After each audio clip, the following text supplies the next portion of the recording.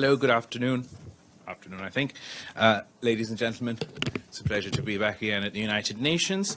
We're here in our capacity as chair of the G77 in China, as we're hosting and chairing a ministerial conference that we kicked off today, and which will stretch over to tomorrow to discuss a whole host of issues facing the developing world and what sort of reforms are necessary for the global south, the developing world, to achieve social SDGs and our climate goals. And I think that so far it's been going particularly well.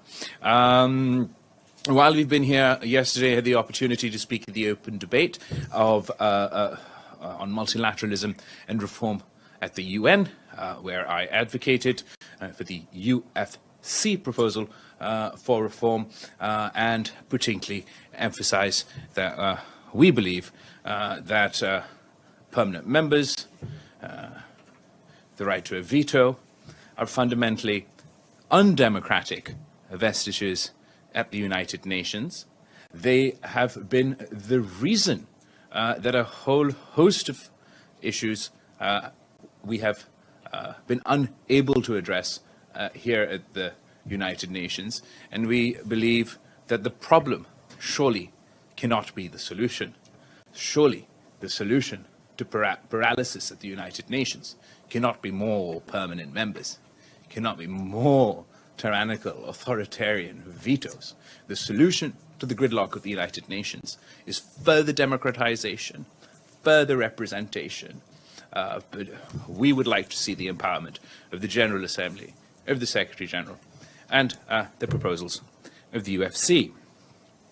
Today, the United Nations Security Council held a meeting on counter-terrorism.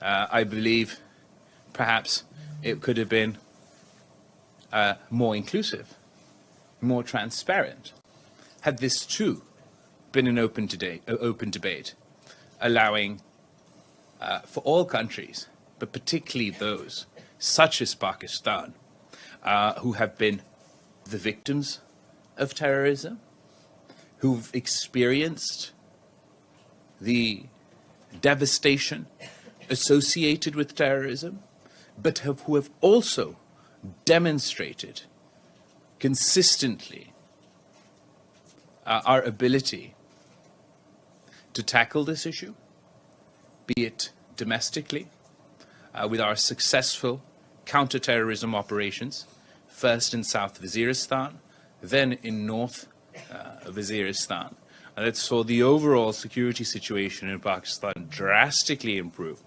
from where it was between 2007 and 2013. When we very recently completed not one, but two action plans of the FATF, anti-money laundering action plan and the counter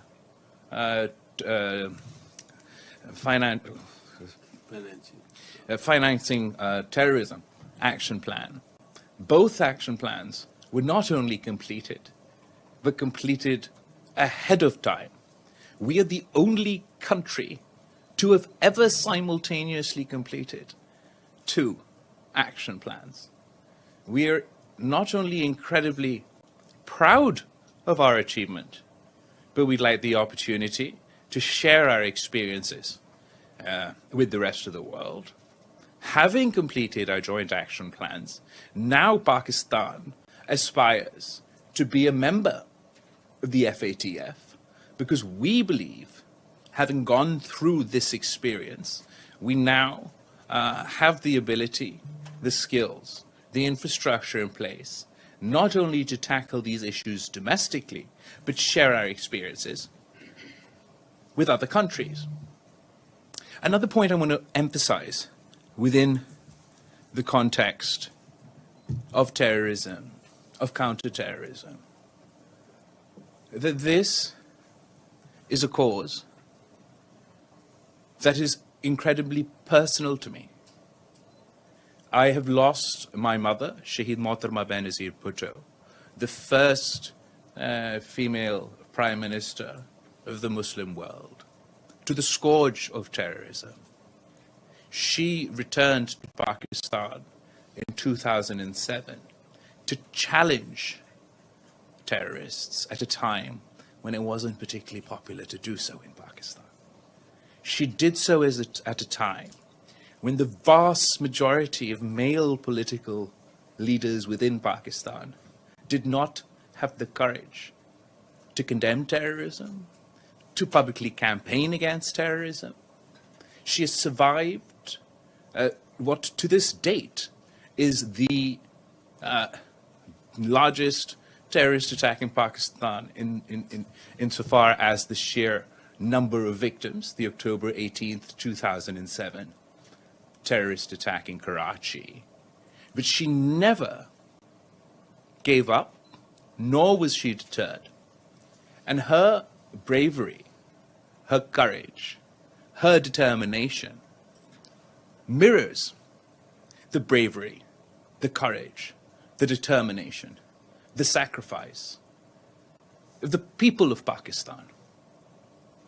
As a Muslim, as a Pakistani, as a victim of terrorism, I believe it is time we move away from some of the Islamophobic narrative framing of this issue that took place after the awful attacks of September 11th, 2001. Because what we have witnessed from that date up until now is that terrorism, of course, knows no religion, knows no boundaries. It is important for us to consistently emphasize. I remember still growing up and hearing quotes from world leaders, such as, not all Muslims are terrorists, but all terrorists are Muslims. And unfortunately, we find ourselves in an incredibly odd situation, where me as a Pakistani, as a Muslim, as a victim of terror, I am not defined. My country is not defined, my people are not defined by the bravery of Shahid Mohtarma Benazir Bhutto and the thousands of other Pakistanis that have stood up and given their lives to these terrorists. We are defined by those who carry out these acts just because they call themselves Muslims. Till this day, yesterday, when I was contributing at the ministerial meeting, at the UN Security Council on the reform of multilateralism, and I requested the UN Security Council that the issue of Kashmir is an issue that should be solved through multilateralism, through the United Nations Security Council. In response to that, I was told that because Osama bin Laden was found in Pakistan, I should sit down and shut up. The fact of the matter is, Osama bin Laden is dead. He was never a Pakistani, and he does not define the people of Pakistan. He does not define the Muslim world.